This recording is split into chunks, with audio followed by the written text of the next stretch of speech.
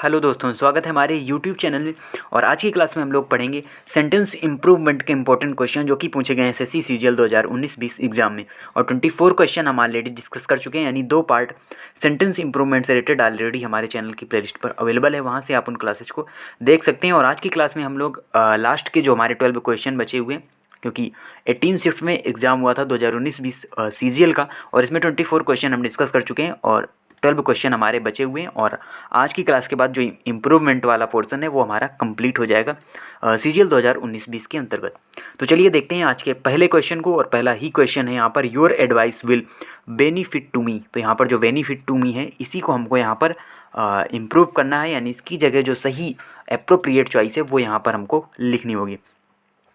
तो यहाँ पर 4 ऑप्शन आपको दिए गए हैं। तो सबसे पहले अगर हम बात करें your advice will benefit to me, यहाँ पर जो सही आंसर होगा वो होगा बेनिफिट मी। यहाँ पर टू का यूज नहीं किया जाएगा, यानी टू का यूज ही यहाँ पर गलत है। वैसे अगर हम बात करें तो इसी से एक शब्द बनता है जो होता है बेनिफिशियल, और इसके साथ यूज किया जाता है टू प्रीपोजिशन का।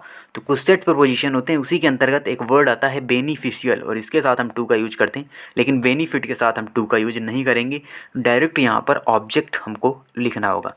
अगला क्वेश्चन है where you left your bag yesterday. तो यहाँ पर देखिए सिंपल सा क्वेश्चन है, ये तो आप ने कर ही लिया होगा, आई एम श्योर।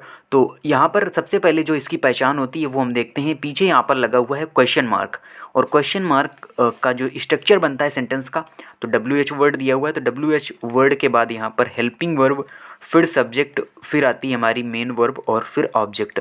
तो ये स्ट्रक्चर होता है किसका, इंट्रोगेटिव सेंटेंस का, जब हमको क्वेश्चन मार्क बाद में दिया जाए। और अगर यहीं पर फुल स्टॉप दिया होता तो ये हमारा आ जाता नरेशन के अंतर्गत, और नरेशन में फिर हमारा जो स्ट्रक्चर बनता है उसके हिसाब से।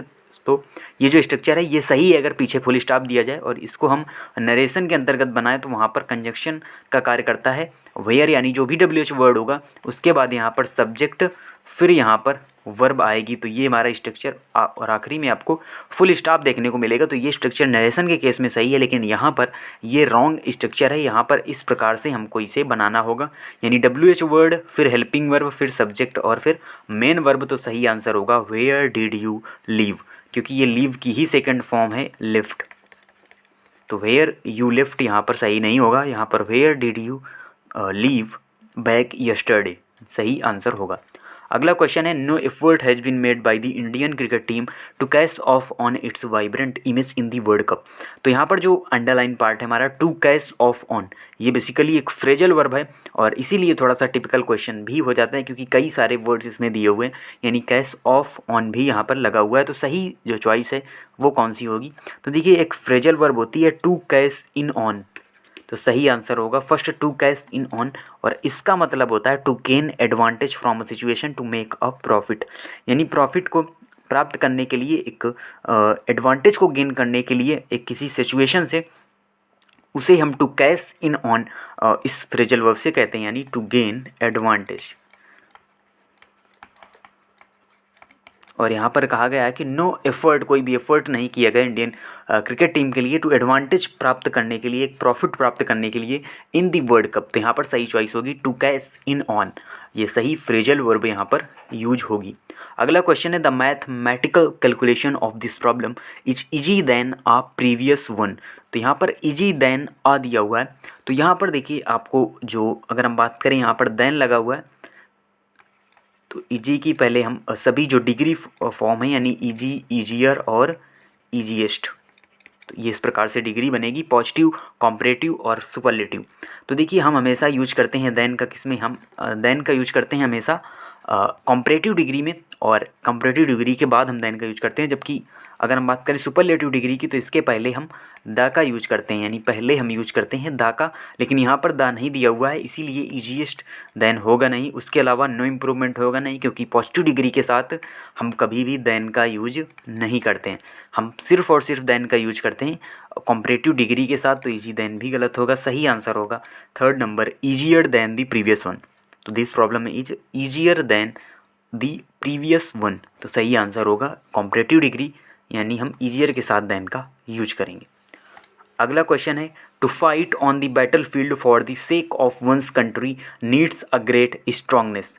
तो मोस्ट इंपॉर्टेंट क्वेश्चन आज की क्लास का, to fight on the battle field for the sake of one's country needs a great strongness. तो आ ग्रेट स्ट्रांगनेस को हमको यहाँ पर बदलना है और यहाँ पर हमको थोड़ा सा कॉमन सेंस भी लगाना होगा, साथ ही साथ इस सेंटेंस के कॉन्टेक्स्ट को भी समझना होगा। तो यहाँ पर बात की जा रही है to fight on the battle field, यानी बैटल फील्ड में जब फाइट की जाती है अपने देश के लिए तो वहाँ पर किसकी ज़रूरत होती है, तो वहाँ पर ज़रूरत होती है करेज की, ना कि स्ट्रेंथ की। तो यहाँ पर इसीलिए आपको जिसमें भी स्ट्रॉन्ग या स्ट्रेंथ से रिलेटेड चीज़ें दी गई हैं वो सभी ऑप्शन आपके गलत होंगे। सही आंसर होगा ग्रेट करेज, क्योंकि एक फ़र्क होता है करेज और स्ट्रेंथ में। वैसे तो अगर आप हिंदी के दृष्टिकोण से देखें तो ये आपको लगभग सेम ही लगेंगे, क्योंकि करेज मीन्स साहस होता है, स्ट्रॉन्ग मीन्स ताकत होती है, स्ट्रेंथ मीन्स ताकत होती है। तो यहाँ पर अगर हम बात करें दोनों में तो who one fight for country one सोच करेज नॉट स्ट्रेंथ। अगर कोई अपने देश के लिए लड़ाई करता है, जैसे कि हमारे सैनिक बॉर्डर पर लगे हुए हैं, तो वो एक करेज वहाँ पर दिखाते हैं। और अगर बात की जाए स्ट्रेंथ की, अगर स्ट्रेंथ से ही ये जो वार हैं ये जीते जाते तो बॉर्डर पर सभी पहलवानों की ही तैनाती कर दी जाती। तो इसीलिए हमको ये समझना होगा कि वहाँ पर हमको नीड होती है करेज की, साहस की, जिसका मतलब है कि फिजिकल के साथ साथ जो मेंटल हेल्थ है वो भी अच्छी होनी चाहिए, यानी डिसीजन मेकिंग जो एबिलिटी है वो भी अच्छी होनी चाहिए। तो उसे हम करेज में रखेंगे। यानी जब भी बात आती है फॉर कंट्री के लिए, यानी फाइट्स फॉर कंट्री के लिए, तो वन सोच करेज, यानी आपको करेज दिखाना होगा, ना कि स्ट्रेंथ। तो इसीलिए यहाँ पर सही आंसर होगा करेज और ना कि स्ट्रेंथ। यानी स्ट्रेंथ का यहाँ पर कोई सेंस बनता नहीं है।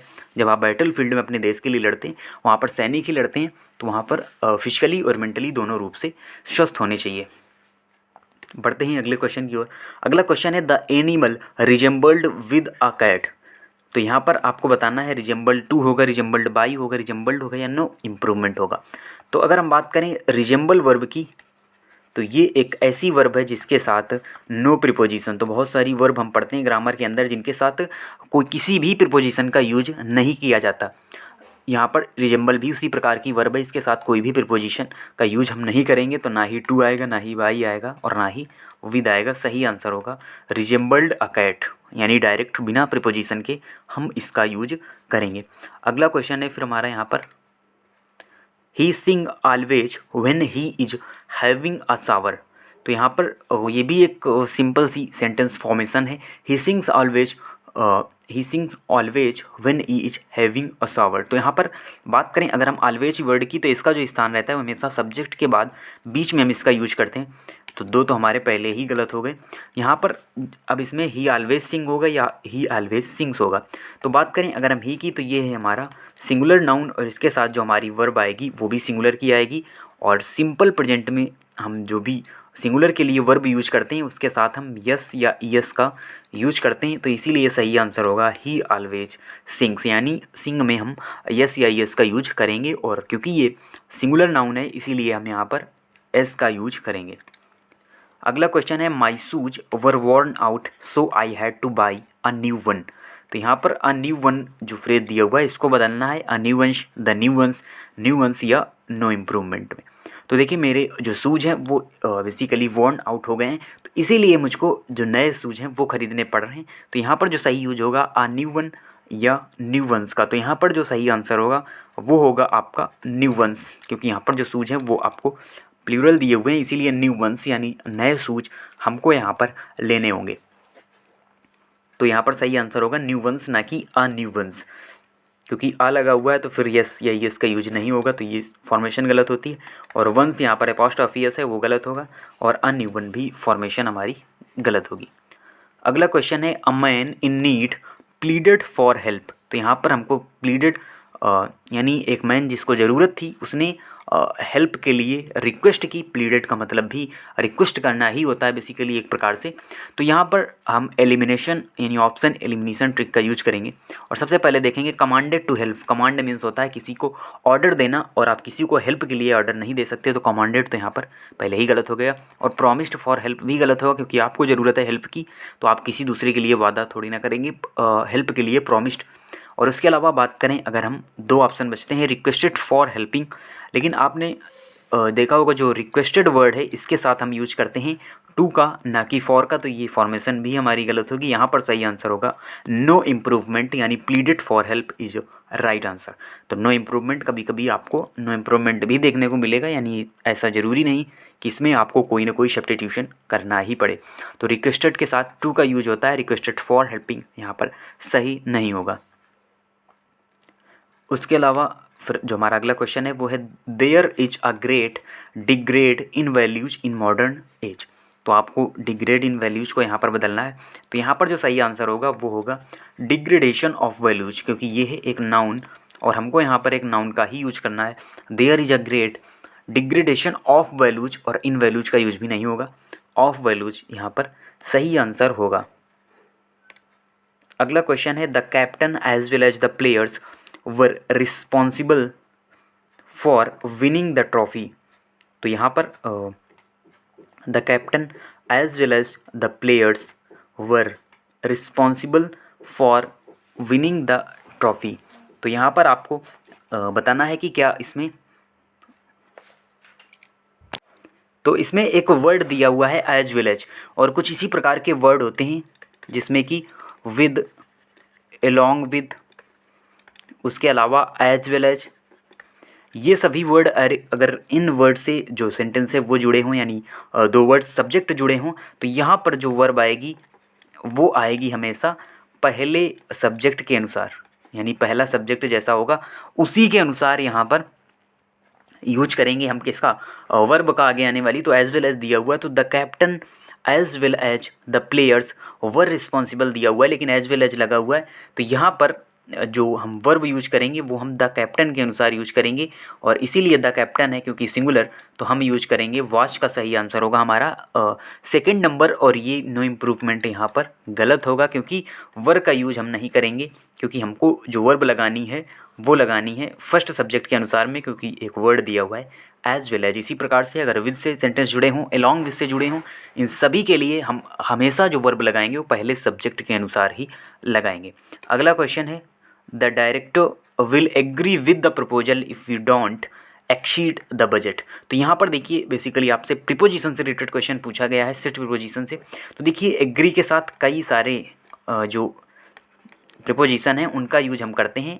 एक हो गया इसमें हमारा एग्री टू, एग्री विद और एग्री ऑन, तीन यहाँ पर हमारे प्रीपोजिशन हैं और अलग अलग इनके अर्थ हो जाते हैं। तो जब बात आती है एग्री टू की, तो यहाँ पर टू की अगर हम बात करें तो ये होता है किसी मुद्दे पर, यानी किसी प्रपोजल पर ही हम अगर बात करें सहमत होना।